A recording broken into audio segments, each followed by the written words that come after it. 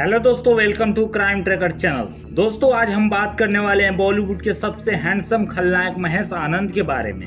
महेश आनंद का फर्श से लेकर अर्श तक का सफर हम इस सिंगल वीडियो में आपको बताएंगे। कृपया इस वीडियो को अंत तक जरूर देखें। दोस्तों, महेश आनंद का जन्म 13 अगस्त 1961 को मुंबई में हुआ था। उनके पिता का एक गैरेज हुआ करता था जिसमें महेश काम किया करते थे। महेश अमिताभ बच्चन साहब के बहुत बड़े फैन थे।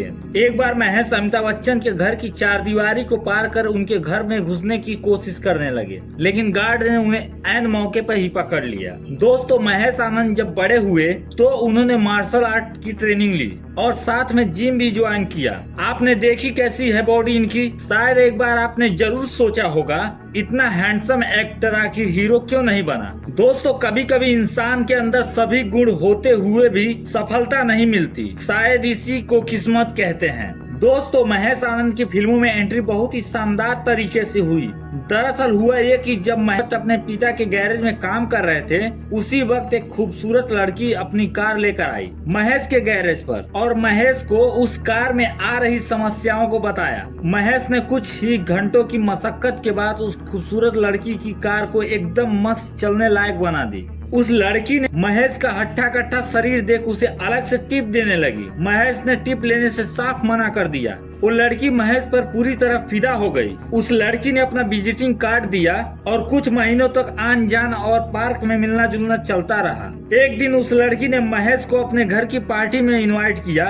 महेश भी एकदम सच समझकर उस लड़की के पास गए। उस लड़की ने अपनी बड़ी बहन से महेश से मुलाकात करवाई। महेश उस लड़की के बहन को देखकर हक्के बक्के रह गए। दरअसल महेश जिस लड़की को प्यार कर रहे थे उसकी बड़ी बहन मशहूर अभिनेत्री रीना रॉय थी और महेश जिसे प्यार करते थे उसका नाम बरखा रॉय था। दोस्तों, अब महेश आनंद की किस्मत खुल गई थी क्योंकि उनका ताल्लुक अब फिल्मी जगत से जुड़े मशहूर अभिनेत्री से हुआ था। दोस्तों, महेश और बरखा ने लगभग 1 साल तक अपने इस रिश्ते को आगे बढ़ाया। उसके बाद बरखा एक फिल्म प्रोड्यूसर बन गई। दोस्तों, बरखा रॉय ने 1982 में एक फिल्म बनाई, सनम तेरी कसम। इस फिल्म में बरखा ने महेश को एक डांसर के रूप में पहला ब्रेक दिया। उसके बाद महेश और बरखा ने शादी कर ली और एक साथ रहने लगे। उसी बीच महेश को करिश्मा फिल्म में देव का किरदार मिला जो पूरी तरह फ्लॉप साबित हुआ। उसके बाद 1985 में आई फिल्म भवानी जंक्शन में कुंदन का किरदार काफी लोकप्रिय रहा। सब कुछ माने तो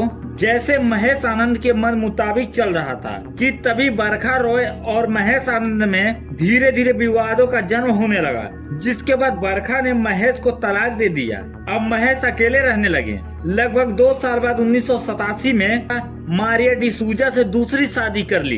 इनका एक बेटा भी हुआ जिसका नाम त्रिशूल रखा गया। हालांकि आगे चलकर त्रिशूल का नाम बदलकर एंथनी वोहरा हो गया। दोस्तों, मारिया डिसूजा और महेश का 1990 में तलाक हो गया। अब मारिया डिसूजा अपने बेटे के साथ टोरंटो में रहती है। दोस्तों, महेश फिर अभिनेत्री मधु मल्होत्रा से 1992 में शादी कर ली। हालांकि ये भी शादी ज्यादा समय तक नहीं चली और 1985 में मधु और महेश का तलाक हो गया। फिर कुछ दिन अकेले बिताने के बाद महेश ने सन 2000 में अभिनेत्री उषा वांचानी से चौथी शादी कर ली। दोस्तों, इसी बीच महेश एक फिल्म की शूटिंग हेलीकॉप्टर पर खड़े होकर कर रहे थे कि तभी उनका बैलेंस बिगड़ा और वो हादसे का शिकार हो गए। वो लगभग 6 महीने हॉस्पिटल में भर्ती रहे। डॉक्टर ने उन्हें साफ कहा था कि आपको अब बॉलीवुड से दूरी बनानी पड़ेगी। महेश को पूरी तरह ठीक होने में लगभग 3 साल का समय लग गया। अब वो फिल्मों में रोल के लिए फिल्म निर्माताओं के आगे पीछे घूमने लगे, लेकिन सब ने उन्हें भुला दिया था। महेश काफी ज्यादा डिप्रेशन में चले गए। इसी बीच उनकी पत्नी उषा वांचानी भी उन्हें छोड़कर चली गई, जिसके कारण महेश बहुत ज्यादा शराब पीने लगे और तनाव में रहने लगे। उन्होंने लगभग 15 साल एक ही घर में गुमनामी की जिंदगी गुजारी। उसी बीच 2015 में लाना नाम की रशियन से महेश ने शादी कर ली। लाना हर 4 महीने में भारत आती और महेश से मुलाकात कर वापस चली जाती। एक रोज फिल्म निर्माता प्रहलाद निहलानी महेश को फोन कर उन्हें फिल्म में काम करने की बात की, जिसे सुन महेश ने तुरंत हाँ कह दी। महेश बहुत खुश थे। उनको ऐसा लगा कि उनका नया जन्म हुआ है। फिल्म रंगीला राजा में महेश का रोल महज 6 मिनट का था, लेकिन महेश इससे भी काफी ज्यादा खुश थे। दोस्तों, महेश शूटिंग के बाद बहुत अधिक शराब पीते थे। हालांकि शक्ति कपूर ने उन्हें काफी मना किया कि वो शराब ना पिए, लेकिन महेश किसी की भी नहीं सुनते। एक दिन महेश अपने फ्लैट में शराब पी रहे थे और शराब पीते पीते सो गए। सुबह नौकरानी ने बेल बजाई लेकिन दरवाजा नहीं खुला और वह वापस चली गई। फिर महेश के घर टिफिन देने वाले शख्स ने